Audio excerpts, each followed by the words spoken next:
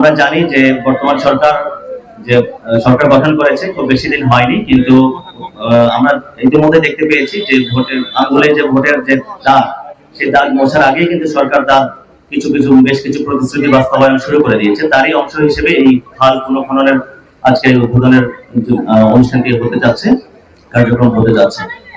তো এটি অত্যন্ত মহতী একটি উদ্যোগ।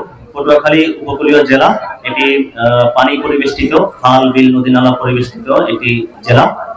এখানে অনেকগুলো খাল রয়েছে। আপনারা ইতিমধ্যে হয়তোবা জেনেছেন, আমরা 81টি খাল অগ্রাধিকার ভিত্তিতে মাননীয় প্রধানমন্ত্রীর কার্যালয়ে আমরা প্রেরণ করেছি, সেগুলির নামধাম সহ সকল উপজেলাকে মিলিয়ে পুরো পটুয়াখালী জেলায়।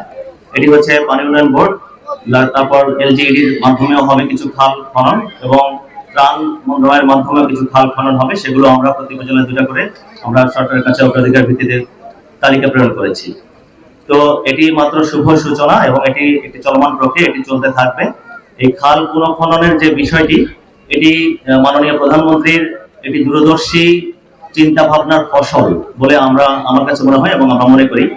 কারণ এই খাল খননের ফলে যে খালগুলো ভরে গেছে পলি পড়ে, দীর্ঘদিন ধরে খালগুলো বেদখল হয়েছে অনেক জায়গায়, এতে অনেক প্রতিবন্ধকতা তৈরি হচ্ছে।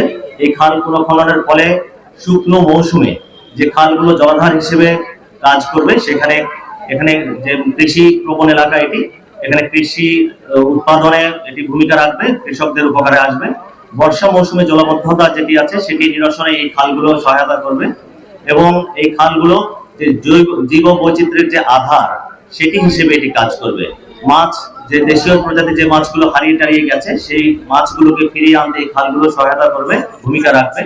এবং মাছ ছাড়াও অন্যান্য যে জলজ প্রাণীগুলো রয়েছে জীববৈচিত্র্যের অংশ হিসেবে, সেগুলোই কিন্তু এখানে এরপর সাস্টেইন করবে।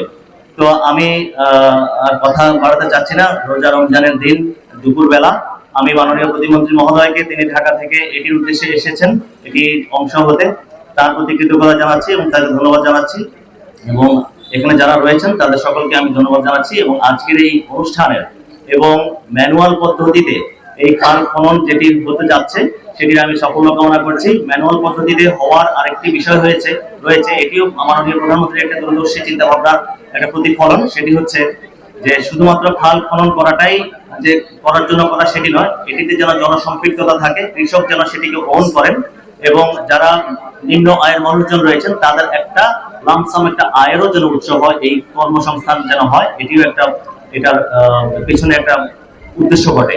তো যাই হোক।